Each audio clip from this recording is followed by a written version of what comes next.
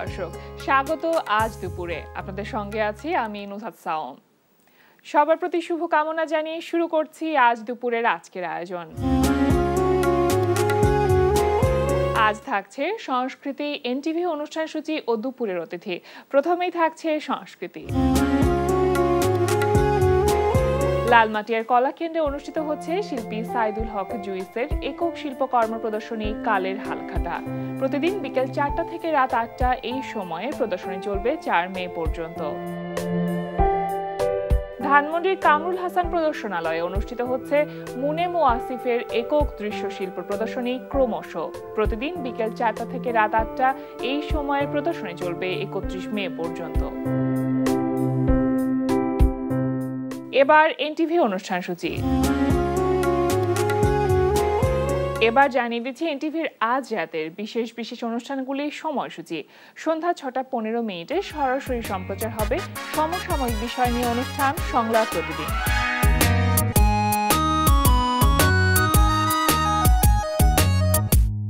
রাত 9টায় থাকছে অনুষ্ঠান স্যান্ডালিনা গ্ল্যামার ওয়ার্ল্ড। রাত 9টা 30 মিনিটে থাকছে ধারাবাহিক নাটক জোনাকির আলো। আসলে মিন্টু ভাই, আমি তোমার সাথে একটা কথা শেয়ার করতে চাই। তোমার হেল্প লাগবে। আমার হেল্প লাগবে? অবশ্যই তোমার আমি হেল্প করুম, তোমার লাগে আমি সবসময় আছি। মিন্টু ভাই, অনেকদিন না বাদাম খাওয়া হয় না। তুমি আমার জন্য একটু বাদাম নিয়ে আসবে? তোমার সাথে হাঁটতে হাঁটতে খাবো। সংসারটা হচ্ছে পানির পাইপের মতো, দুদিক দিয়ে খোলা। একদিক দিয়ে যত ঢালবে আরেক দিক দিয়ে তত বেরিয়ে যাবে। আর শোনো, মিন্টুকে দাওয়াত করব, মানে ও কবে আসতে পারবে জানার পরে তুমি আমাকে একটু বাজার করে দিও। হ্যাঁ? কেন মিন্টুকে আবার দাওয়াত করে খাওয়াতে হবে কেন? না মানে অনেক দিন হলো তো আমাদের বাসায় আসে না, ছেলেটার পরে না আমার ভীষণ মায়া লাগে। রাত 11টা 30 মিনিটে সরাসরি সম্প্রচার হবে টক শো এই সময়।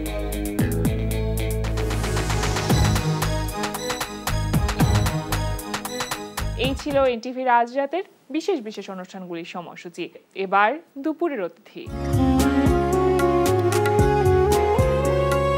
আজ আন্তর্জাতিক নৃত্য দিবস। প্রিয় দর্শক, আমাদের আজ দুপুরের অতিথি নৃত্যশিল্পী ও নৃত্য পরিচালক এমআর ওয়াসেক। শুভ দুপুর ভাইয়া। শুভ দুপুর, আন্তর্জাতিক নৃত্য দিবসের শুভেচ্ছা। আপনাকেও আন্তর্জাতিক নৃত্য দিবসের অনেক অনেক শুভেচ্ছা। 1982 সাল থেকে আন্তর্জাতিকভাবে আন্তর্জাতিক নৃত্য দিবস পালিত হয়ে আসছে। একটু জানতে চাইবো যে এটার পেছনের যেই ইতিহাসটা, সেটা আসলে মূলত কি, কেন আসলে আন্তর্জাতিক নৃত্য দিবস? জাতিসংঘ এটা ঘোষণা করে। জর্জেস নভেরে, উনি একজন ব্যালে নৃত্যশিল্পী। উনি ব্যালে নাচের জন্য অনেক স্ট্রাগল করেছিলেন। ওনার জন্মদিনটাই হলো 29শে এপ্রিল। 1982 সালে প্রথম ইউনিসেফ ঘোষণা করে যে এটা জাতিসংঘের সদস্য যত দেশ আছে তারা এই দিনটিকে আন্তর্জাতিক নৃত্য দিবস বা বিশ্ব নৃত্য দিবস হিসেবে পালন করবে। তো সেই ধারাবাহিকতায় আমাদের দেশে প্রথম দিকে এত জাঁকজমকভাবে হতো না। 82-83, আমরাও তখন 82-তে তো আমি এসএসসি দিয়েছি। তো এখন খুবই জাঁকজমকপূর্ণভাবে হচ্ছে এটা, বাংলাদেশে পালিত হচ্ছে। বাংলাদেশে সাধারণত আন্তর্জাতিক নৃত্য দিবসটা কিভাবে পালিত হয়? আমাদের এখন 64 জেলা পেরিয়ে আমরা প্রতিটি থানায় আমাদের সংগঠন আছে। বাংলাদেশ নৃত্যশিল্পী সংস্থা, এটার কেন্দ্রীয় কমিটির আমি হলাম ক্রীড়া ও সমাজ কল্যাণ সম্পাদক। তো আমাদের এখন আমরা একটা পরিসংখ্যান করেছি, বাংলাদেশে 2 লক্ষ ছেলে মেয়ে নাচ করে। তো সংখ্যার দিক থেকে যদি বলি, এই মুহূর্তে 2025 সালে সংস্কৃতির যতগুলো শাখা আছে সংখ্যায় সবচেয়ে নৃত্যশিল্পীরা বেশি। তো আমাদের এখন প্রতিটি থানায় এটি উদযাপিত হয়, প্রতিটি জেলায় উদযাপিত হয়, বিভাগ তো হবেই, এবং ঢাকায় এটা খুব বিভাগীয়, জেলা এবং থানা পর্যায়ে আসলে নাচটাকে এখন সেই অবলম্বন হিসেবে বা বড় শিল্পের একটা অনুষঙ্গ হিসেবে বেছে নেওয়া হয়েছে। এটা ভীষণ আশাব্যঞ্জক একটি বিষয়। এবারে নৃত্য দিবস, আন্তর্জাতিক নৃত্য দিবসে যেটা প্রতিপাদ্য সেটা হচ্ছে নৃত্যেই শানিত হোক সম্প্রীতির ঐক্যতান। ভীষণ সুন্দর। একটু জানতে চাইবো যে এটার পেছনের ব্যাখ্যাটা কি? এটি হলো আমাদের লিখেছেন আমাদের শ্রদ্ধেয় আব্দুল মতিন, উনি আমাদের কেন্দ্রীয় কমিটির দপ্তর সম্পাদক। বুলবুল ললিতকলা একাডেমির উনি সুদীর্ঘদিনের শিক্ষক ছিলেন। উনি লিখেছেন। তা আসলে তো সংস্কৃতি কি? মানুষে মানুষে বিভেদ দূর করে। সম্প্রীতি, সম্প্রীতি কি? সমস্ত ধর্ম, বর্ণ, রেসিজম সব কিছুর বিরুদ্ধে আমরা একটা সম্প্রীতি। তো সঙ্গীত এবং নৃত্য এবং গীত, বাদ্য, নৃত্য, এই তিনটাই তো সঙ্গীত। এই তিনটাতেই কিন্তু সম্প্রীতিটা ভীষণভাবে মেইনটেইন করা হয়। যে এই যে হিন্দুদের যে দুর্গাপূজা হয়, ওনারা যে অনুষ্ঠান করে, ওনারা কিন্তু কখনো বলে না যে সব হিন্দু শিল্পী আসতে হবে। যে শিল্পী ভালো গান গায়, ভালো নাচে, তাদেরকেই ওনারা ডাকেন। এটাই হলো সম্প্রীতি। হ্যাঁ, মানে শিল্প আসলে সবকিছুর ঊর্ধ্বে। এটা জি।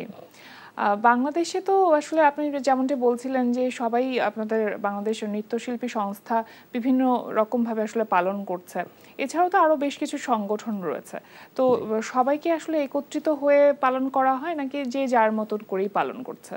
না, আমরা সবাই একত্রিত হয়েই করি, কিন্তু এখন হয়েছে কি কলেবরটা আমাদের অনেক বড় হয়ে গেছে, আমাদের অনেক লোক, যেহেতু সংখ্যাটা অনেক বেশি, সংখ্যা অনেক বেশি, এবং আমাদের এই নাচের ছেলে মেয়েরাই কিন্তু বাংলাদেশের সাংস্কৃতিক অঙ্গনকে লিড করছে।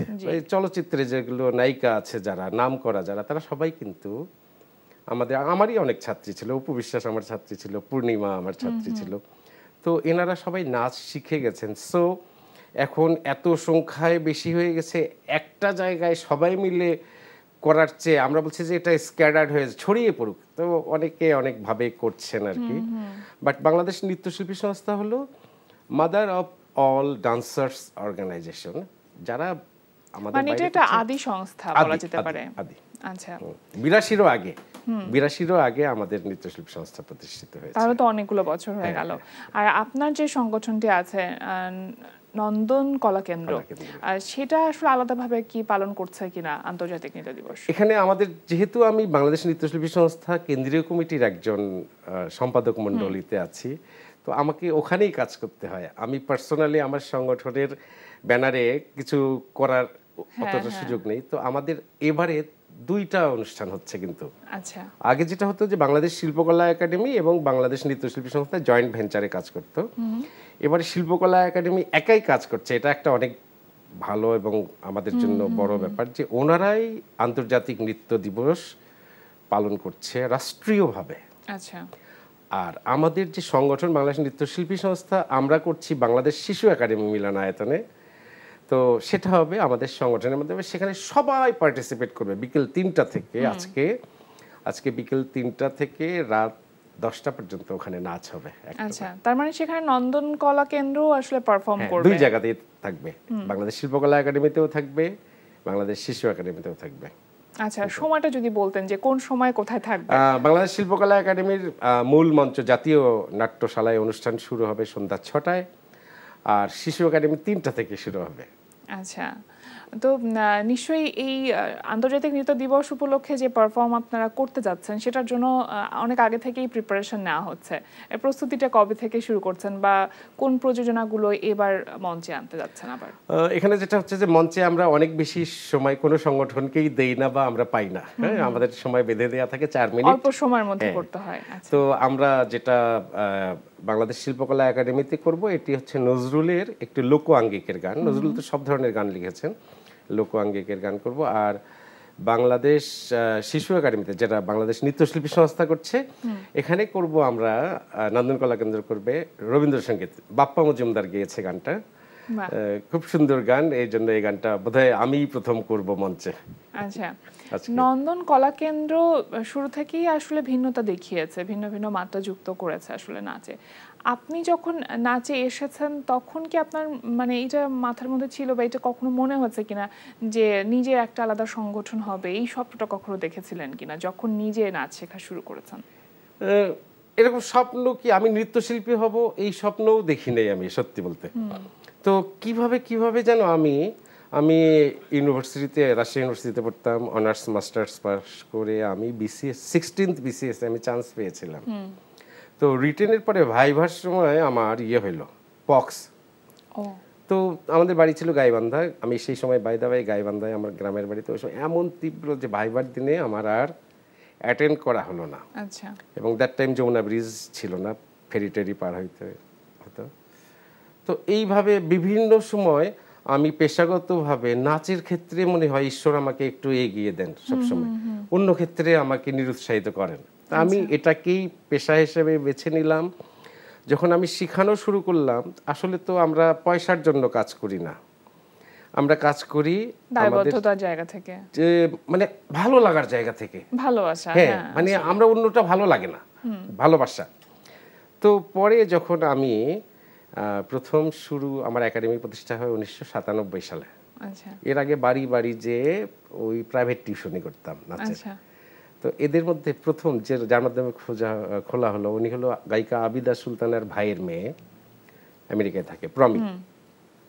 ওর মা বলল যে তুমি এইরকম কয়টা বাড়িতে যে করাবে, তুমি একটা জায়গায় করো, সবাই আসবে সেখানে। তো তখন নন্দন কলা কেন্দ্র প্রতিষ্ঠা হয় এবং এটা ছিল কত সালের কথা? এটা 97 সাল। 97। আচ্ছা। যেটা মোতালেব প্লাজা এখন, এটা আগে একটা দোতলা বিল্ডিং ছিল, উপরে পূবালী ব্যাংক, নিচে একটা রুমে আমরা নাচ শেখাতাম। পরে ভেঙে ফেলা হয়, ভেঙে তো এখন এই যে মার্কেট মোতালেব প্লাজা। মানে 1997 সাল মানে কিন্তু অনেক আগে, মানে প্রায় 30 বছর আগে। তো সেই সময়টাতে প্রতিবন্ধকতার জায়গাটা সব থেকে বড় কি ছিল বলে মনে হচ্ছে? একেবারেই প্রতিবন্ধকতা ছিল না তখন, তখন খুব ভালো ছিল সময়টা। হ্যাঁ, বিকজ হলো যে আমরা যে ঘরটাতে করতাম তার আশেপাশেই কিছু বাড়ি ঘর ছিল। আমার ওখানে যখন 60-70টা ছেলে মেয়ে ঘুঙ্গুর পায়ে ধপ ধপ করে নাচতো, তাদের ডিস্টার্ব হইতো। সপ্তাহে 2 দিন ক্লাস ছিল, তারা কিন্তু কখনো কমপ্লেন দেন নাই। তাদের কারো কারো ছেলে মেয়ে ওখানে শিখছে। আচ্ছা। ওখানে পাশেই একটা মেয়ে ছিল, এখন পাইলট, সে দোলা, বাংলাদেশ বিমানে সে পাইলট। তো ওই দোলাও ওখানে শিখতো। তো দোলার প্যারেন্টস যারা, তারা বলতো স্যার শব্দ হয় কিন্তু আমরা এটা হজম করতেছি।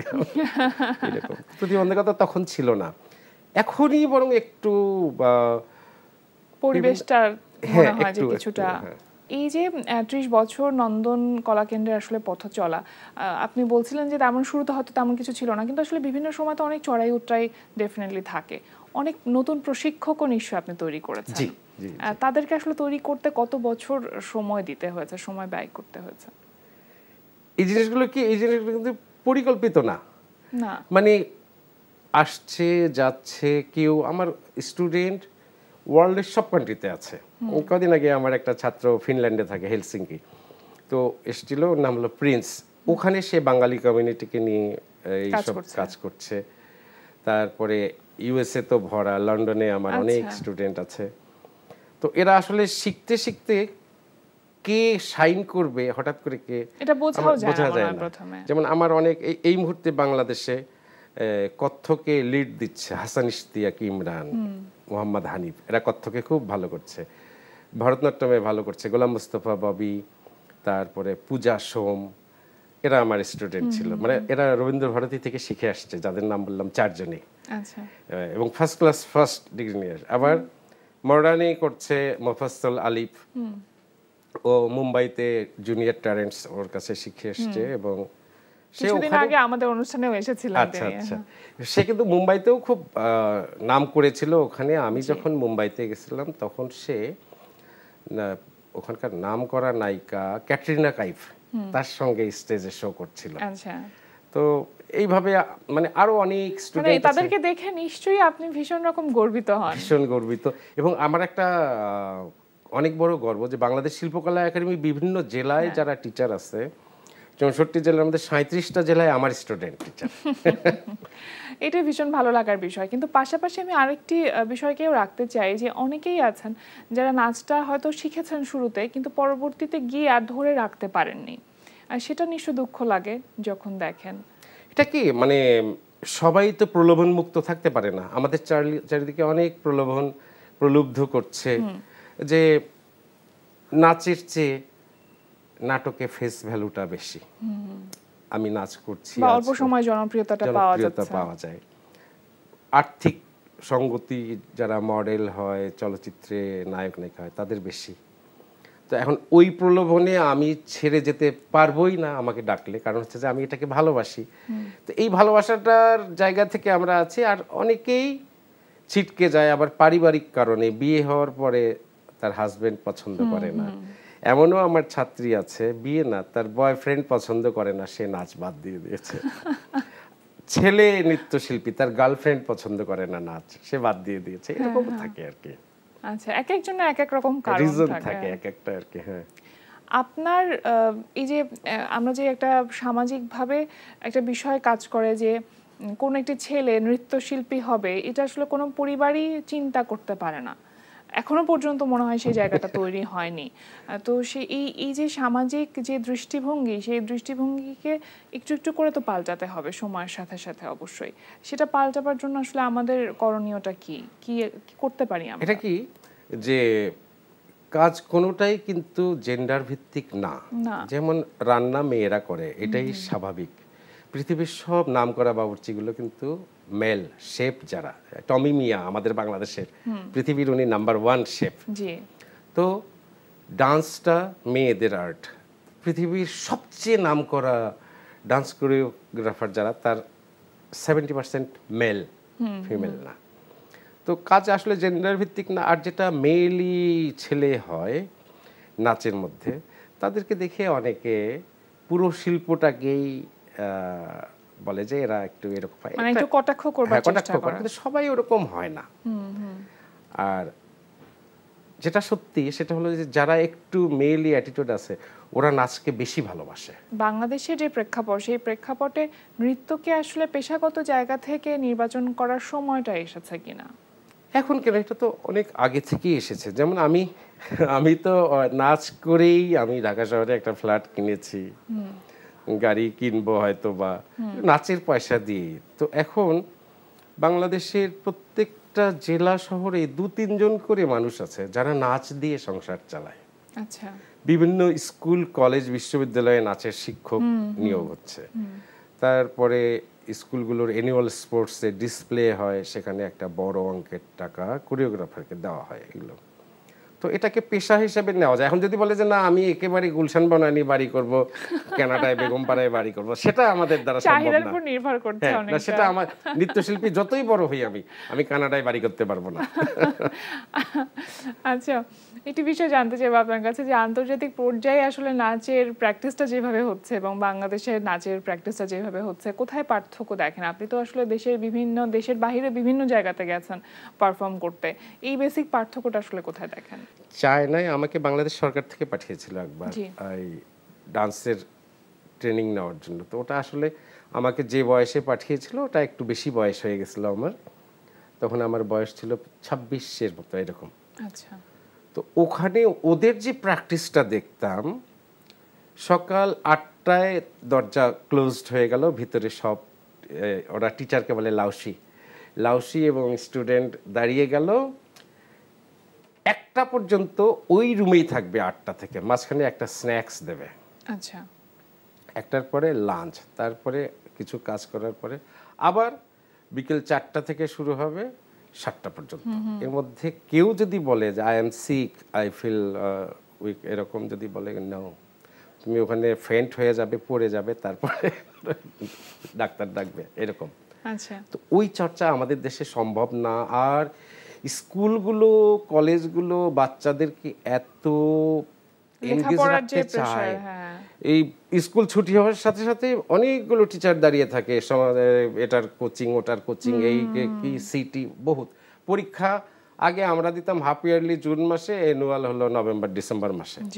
এখন সারা মাসেই বলে স্যার লেখাপড়ার একটা প্রেসারের কারণে আসলে তারা সম্পূর্ণভাবে যে ডেডিকেশনটা দিবেন আছে সেটা হয়তো পারে না।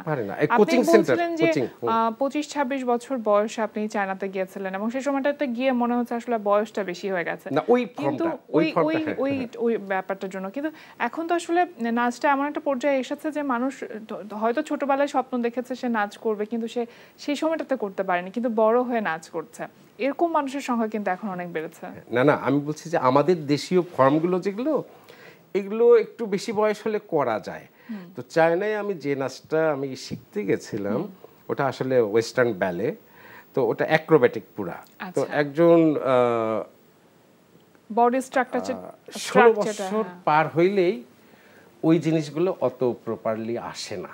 বডিতে তুলতে সময়। আচ্ছা, ভীষণ ভালো লাগছিল কথা বলতে, আসলে আর অনেক কথা মনে হয় বাকি থেকে গেল, তারপর অন্য কোনো আয়োজনে বসে আমরা নিশ্চয়ই অনেক গল্প করব। অনেক ভালো থাকুন, আজকে আমাদের আয়োজনে আসবার জন্য আপনাকে অসংখ্য ধন্যবাদ, এবং আরও একবার জানাতে চাই আন্তর্জাতিক নৃত্য দিবসের অনেক অনেক শুভেচ্ছা। আমিও শুভেচ্ছা জানাই দেশবাসীকে, এবং এনটিভিকে অনেক ধন্যবাদ আমাকে আজকের দিনে এখানে ডেকেছে, আর সবাইকে আন্তর্জাতিক নৃত্য দিবসের শুভেচ্ছা। ভালো থাকুন, শুভকামনা রইল। প্রিয় দর্শক, আমরা চলে এসেছি অনুষ্ঠানের শেষ প্রান্তে। অনুষ্ঠান সম্পর্কে আপনার মতামত জানাতে মেইল করুন আজ দুপুরে @ntvbd.com-এ। বিশ্বের যে কোনো প্রান্ত থেকে যে কোনো সময় আজ দুপুরে দেখতে ভিজিট করুন আমাদের পূর্ণাঙ্গ ওয়েব পোর্টাল www.ntvbd.com। এছাড়া এনটিভি সব জনপ্রিয় অনুষ্ঠান ও খবরের আপডেট পেতে ভিজিট করুন আমাদের ইউটিউব চ্যানেল ও ভেরিফাইড ফেসবুক পেজে। সবার মঙ্গল কামনায় আজকের মতো এখানেই শেষ করছি। শুভ দুপুর।